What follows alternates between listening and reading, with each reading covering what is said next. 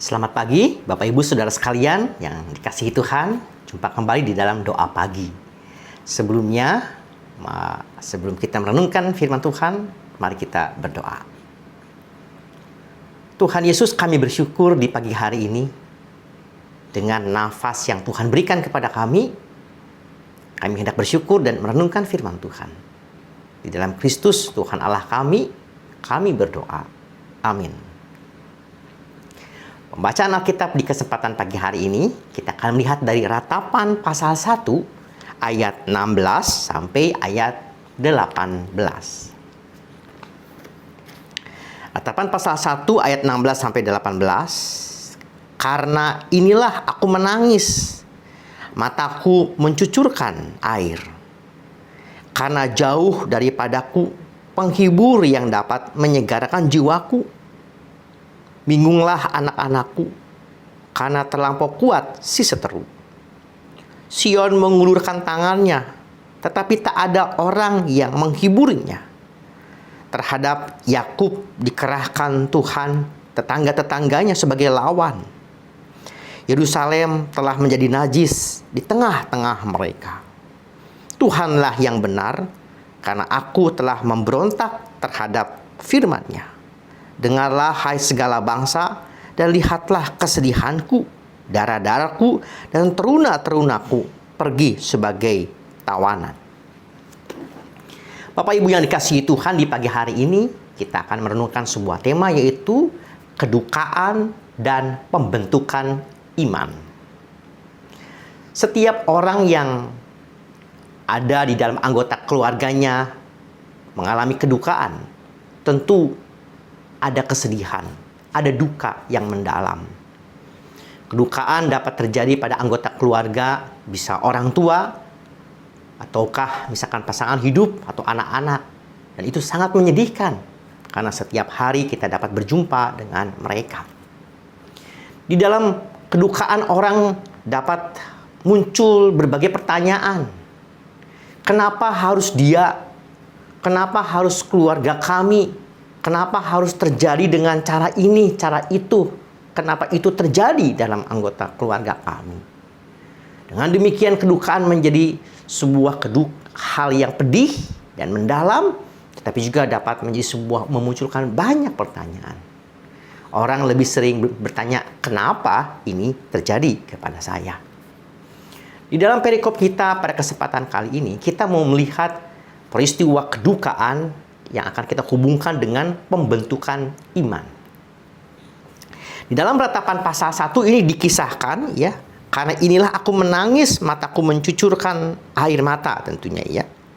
Sion mengulurkan tangannya, terhadap Yakub dikerahkan Tuhan tetangga-tetangga sebagai lawan. Nah, ini merupakan ratapan pasal 1 dari ayat 16 sampai 18. Ratapan adalah merupakan sebuah kitab yang ditulis oleh Nabi Yeremia. Nabi Yeremia ada pada sebuah zaman ketika orang Yehuda, orang Israel Selatan dibuang ke Babel. Peristiwa itu tentu menjadi sebuah hal yang memukul hati orang Israel, orang Yehuda tentunya. Mereka berpikir bahwa kami ini kan orang yang kemudian menjadi orang-orang bangsa yang dipilih oleh Tuhan, dipakai Tuhan untuk menjadi saluran berkat. Tapi kenapa kami sampai dibuang ke Babel? Itu sebuah pertanyaan yang pada dasarnya mereka bertanya, tapi pada dasarnya mereka tahu jawabannya. Nah, untuk sampai pada sebuah peristiwa orang Israel dibuang ke Babel, itu membutuhkan waktu yang sangat panjang. Peristiwa orang Israel dibuang ke Babel itu tahun 698 Masehi, ya, sekitar tahun 698 Masehi. Tetapi orang Israel atau kerajaan demi kerajaan yang tidak hidup seturut dengan kehendak Tuhan, itu adalah dalam sebuah waktu yang panjang. Mulai dari zaman setelah kerajaan Salomo, raja demi raja pengganti Israel, ya, bermunculan, Israel utara ataupun selatan. Ada raja-raja yang takut akan Tuhan, ada raja-raja dari Israel ataupun juga Israel Selatan yang tidak takut akan Tuhan. Ada raja-raja yang melakukan apa yang benar di mata Tuhan, tapi juga ada raja-raja yang kemudian melakukan apa yang tidak berkenan di mata Tuhan. Ketika raja melakukan apa yang tidak baik di mata Tuhan, maka seluruh jajarannya, seluruh masyarakatnya juga ikut menjadi kehidupan yang tidak seturut dengan kehendak Tuhan. Sehingga pertanyaan kenapa ini menimpa bangsa kami, mereka sebenarnya udah tahu jawabannya. Karena mereka secara sejarah berkali-kali berulang-ulang, secara sistematik menyeluruh telah hidup jauh dari Tuhan, melakukan apa yang tidak Tuhan kehendaki. Apa contohnya?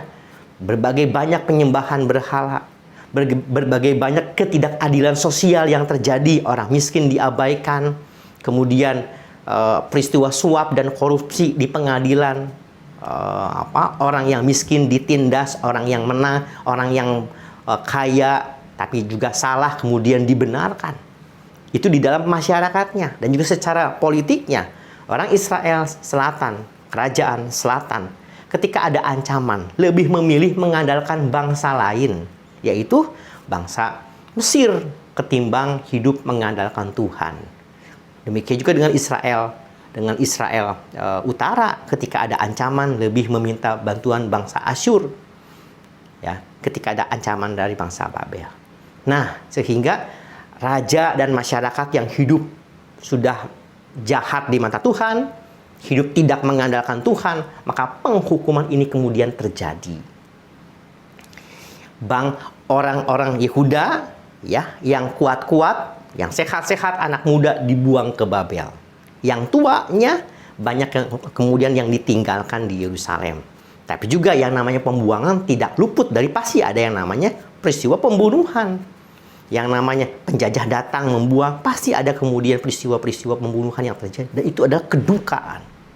Ketika Nabi Yeremia melihat itu, maka dia menangis. Mataku mencucurkan air mataku, karena aku jauh daripada penghibur. Dia melihat berbagai peristiwa itu terjadi. Ya, terlampau kuat si seteru itu.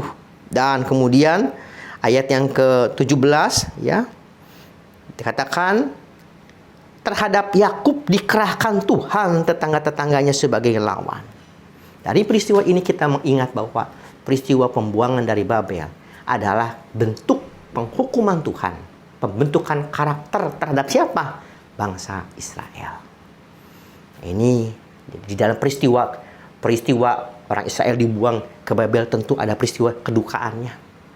Tapi juga ini merupakan sebuah bagian dari pembentukan iman, pembentukan karakter bangsa Israel yang telah berbuat jahat di mata Tuhan. Ini merupakan sebuah kisah betul real, ada penghukuman Tuhan. Sehingga peristiwa kedukaan tidak dipandang sebagai sesuatu yang alami. Ya, orang kalau hidup pasti ada mati, tidak semata demikian. Tapi Tuhan dapat menghadirkan sebuah momen menghukum orang-orang yang berbuat jahat di mata Tuhan. Yeremia yang melihat hal ini kemudian dia bersedih.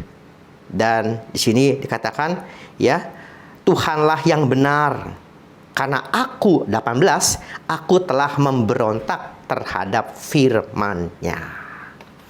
Ini tentu bukan suara Nabi Yeremia secara personal. Ini merupakan Nabi Yeremia sedang menyerukan gambaran bangsa Israel. Karena kami telah memberontak terhadap firman-Mu.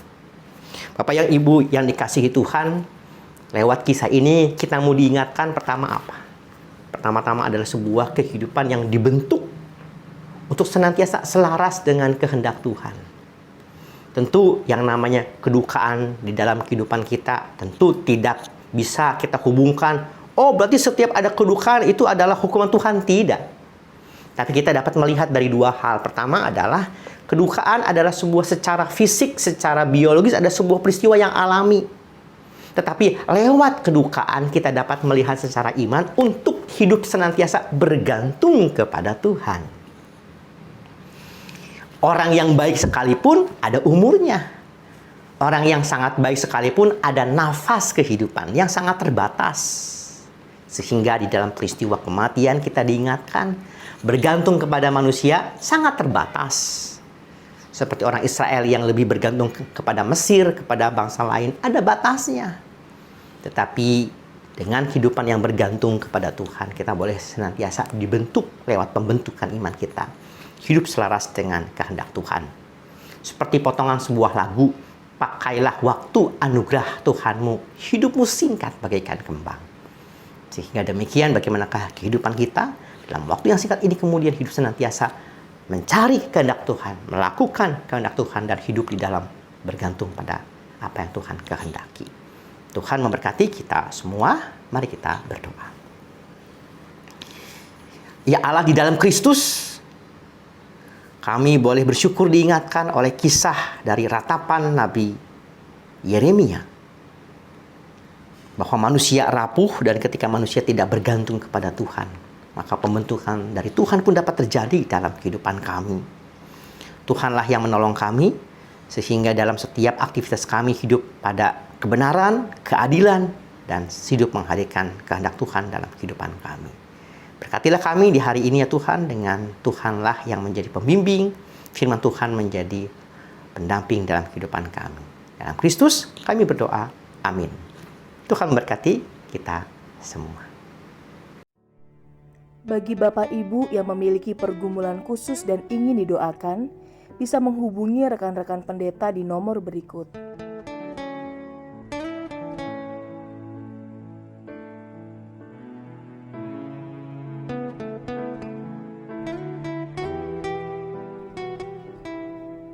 Tuhan Yesus memberkati.